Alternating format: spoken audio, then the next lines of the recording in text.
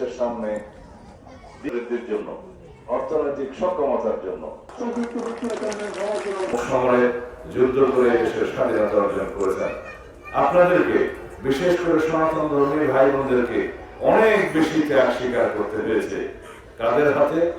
যারা এদেশের স্বাধীনতায় বিশ্বাস করেনি, এদেশের স্বাধীনতা চায়নি, তাদের হাতে। আপনাদের পূর্বপুরুষরা যারা এখনো জীবিত আছেন, তারা জানে 1971 সালে কাদের হাতে তারা নির্যাতিত হয়েছিল। সেরকম একটি ধর্মভিত্তিক রাজনৈতিক দল আজকে নবরূপে নির্বাচনে দাঁড়িয়েছে। তাদের হাতে এই দেশের সকল নাগরিক নিরাপদ কিনা সেটা আপনাদের কাছে প্রশ্ন করে গেলাম।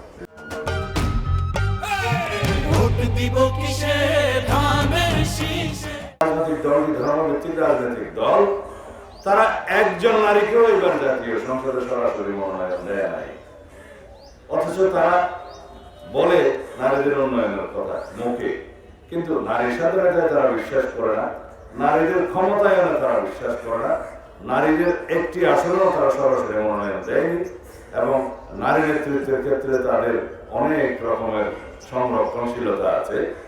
তারা মুখে বলছে এক কথা, কর্মক্ষেত্রে আপনারা দেখবেন তারা কোনো কিছুই করতে পারে না। আমরা দেশের অর্ধেক জনগোষ্ঠী, নারীদেরকে অবহেলিত রেখে কি এই দেশে এগিয়ে যেতে পারবো? কোনোদিন সম্ভব না। আমাদের সর্বক্ষেত্রে পরিকল্পনা আছে, আমাদের নীতি আছে, আদর্শ আছে, পরিকল্পনা আছে, কর্মসূচি আছে। আমরা সেটা জনগণের সামনে উন্মুক্ত করেছি। কয়েকদিন পরে আমরা নির্বাচনের ইশতেহারে সেটা রাখবো।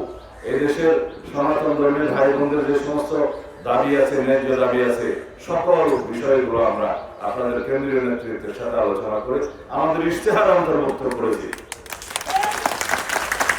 সুতরাং এই দেশের সকল ধর্মাবলম্বী ভাই বোন, জাত পাত নির্বিশেষে, ধর্ম বর্ণ নির্বিশেষে, সংস্কৃতি ভাষা নির্বিশেষে সবাই জাতীয়তাবাদী দলের কাছে নিরাপত্তা পাবে এবং তারা নিরাপদ।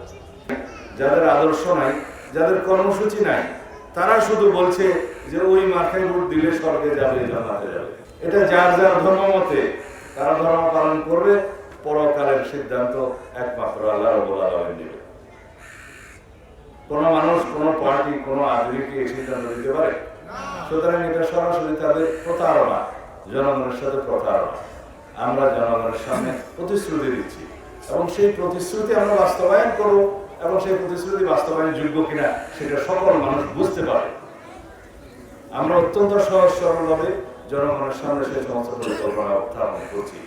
আমরা দুর্নীতি প্রতিরোধ করার জন্য আমাদের প্রতিশ্রুতি আছে, আমাদের দৃঢ় সংকল্প আছে, এই দেশ থেকে দুর্নীতি নির্মূল করা হবে। এটাই আমাদের অঙ্গীকার, এটাই আমাদের প্রতিশ্রুতি। এই দেশে সাম্যভিত্তিক, ন্যায় বিচার ভিত্তিক, বৈষম্যহীন বাংলাদেশ বিনির্মাণের জন্য আমাদের সন্তানরা রক্ত দিয়েছে, শহীদ হয়েছে, ছাত্রগণ অভ্যুত্থান করেছে। তাদের সেই অঙ্গীকার, সেই প্রত্যাশা এবং তাদের সেই প্রত্যাশাকে রূপ দেওয়ার জন্য আমরা আমাদের সমস্ত কর্মসূচি সাজিয়েছি। তাদের সেই প্রত্যাশাকে আমরা বাস্তবায়ন করব। শহীদের অঙ্গীকারকে আমাদের বাস্তবায়ন করতে হবে। এদেশের গণমানুষের প্রত্যাশাই চাই, গণমানুষের প্রত্যাশা অনুযায়ী আমরা আমাদের সমস্ত কর্মসূচি সাজিয়েছি। আমরা বলেছি আগামী 12 তারিখ, আগামী 12ই ফেব্রুয়ারি সারাদিন ধানের শীষের উদ্যোগ। সারা বাংলাদেশে ধানের শীষের প্রতীকে সমস্ত প্রার্থীকে বিজয়ী করে এদেশে একটি শক্তিশালী, গণতান্ত্রিক, বৈষম্যহীন, সাম্যভিত্তিক, মানবিক মর্যাদা ভিত্তিক, সামাজিক সুবিচারের বাংলাদেশ প্রতিষ্ঠায় সহায়তা করি। এটাই আমাদের শহীদদের অঙ্গীকার এবং এটাই মুক্তিযুদ্ধের স্বাধীনতা যুদ্ধের যারা শহীদ হয়েছেন তাদের অঙ্গীকার, মুক্তিযোদ্ধাদের অঙ্গীকার এবং স্বপ্ন। সেই স্বপ্ন বাস্তবায়নের জন্য আমরা সবাই মিলে আসুন আগামী 12 তারিখে ধানের শীষে একটি ভোট দিয়ে এই দেশের ভবিষ্যৎকে আমরা নির্মাণ করি।